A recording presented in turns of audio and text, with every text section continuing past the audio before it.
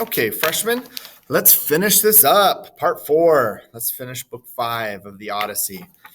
So remember, Odysseus just getting pummeled by the storm that Poseidon is sending, and he's going to the island of the Phaeacians. With that threat, right here, right, line 418. With that threat, he lashed his team with their long flowing manes, gaining Aegean port, where his famous palace stands. But Zeus's daughter Athena countered him at once. The rest of the winds she stopped right in their tracks, commanding them all to hush now, go to sleep. All but the boisterous north. She whipped him up, and the goddess beat the breakers flat before Odysseus, dear to Zeus, so he could reach the Phaeacians, mingle with men who loved their long oars, and escape his death at last. So I have some divine intervention here, right? Athena stops Poseidon in his storm. Yes, but now adrift on the heaving swells, 2 nights, 2 days, quite lost. Again and again the man foresaw his death. Then when dawn with her lovely locks brought on the 3rd day, the wind fell in an instant, all glazed to a dead calm. And Odysseus, scanning sharply, raised high by the groundswell, looked up and saw it, landfall just ahead. I thought that was some beautiful stuff right there. Then we have this giant epic simile. Joy, warm as the joy that children feel when they see their father's life dawn again. One who's lain on a sick bed racked with torment, wasting away slowly under some angry power's onslaught. Then what joy when the gods deliver him from his pains.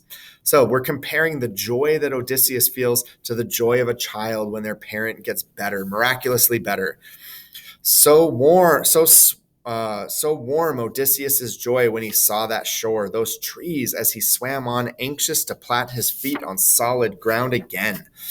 But just offshore, as far as a man can carry, he caught the boom of a heavy surf on jagged reefs, roaring breakers crashing down on an iron-bound coast, exploding in fury, the whole sea shrouded, sheets of spray, no harbors to hold ships, no roadstead where they ride, nothing but jutting headlands, rip-toothed reefs, cliffs. So he looks at the island where he's going and he says, oh man, there's reefs and there's cliffs. How am I going to get on this island? Odysseus's knees quaked and his heart inside him sank. He spoke to his fighting spirit, desperate, worse and worse. Now that Zeus has granted a glimpse of land beyond my hopes, now I've crossed this waste of water, the end in sight, there's no way out of the boiling surf. I see no way. Rugged reefs offshore, around them breakers roaring, above them a smooth rock face rising steeply. Look! And the surge too deep inshore, no spot to stand on my own 2 legs and battle free of death. If I clamber out, some big comber will hoist me, dash me against that cliff. My struggle's all a waste. So he blames Zeus again, even though it's not really Zeus's fault. If I keep on swimming down the coast, trying to find a sea bench shelving against the waves, a sheltered cove, I dread it. Another gale will snatch me up and haul me back to the fish-infested sea. Retching in despair, or a dark power will loose some monster at me, rearing out of the waves, one of the thousands Euphrates breakers teem with. Well, I know the famous god of earthquake hates my very name. Just as that fear went churning through his mind, a tremulous roller swept toward the rocky coast, where he'd have been flayed alive, his bones crushed. If the bright-eyed goddess Pallas had not inspired him now, he lunged for a reef. He seized it with both hands and clung for dear life, groaning until the giant wave surged past. So he escaped its force, but the breakers' backwash charged him into full fury and hurled him out to sea. Like pebbles stuck in the suckers of some octopus dragged from its lair, so strips of skin torn from his clawing hands struck to the rock face. So there we have a simile, and I talked about there's divine intervention, right? The goddess Athena is helping him, and there's some good plot lines right there. A heavy sea covered him over. Then and there unlucky Odysseus would have met his death against the will of fate, but the bright-eyed one inspired him yet again. Finding out from the breakers pounding toward the coast, out of danger, he swam on, scanning the land, trying to find a sea bench shelving against the waves, a sheltered cove, and stroking hard, he came abreast of a river's mouth, running calmly, the perfect spot, he thought, free of rocks with a windbreak from the gales. So he finds a really good spot to line, right? So Athena helped him, and now he's finding a spot to swim ashore.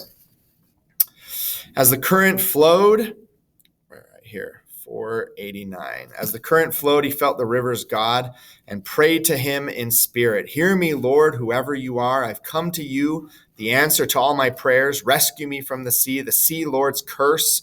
Even immortal gods will show a man respect. Whatever wanderer seeks their help, like me, I throw myself on your mercy. On your current now, I have suffered greatly. Pity me, Lord. Your suppliant cries for help.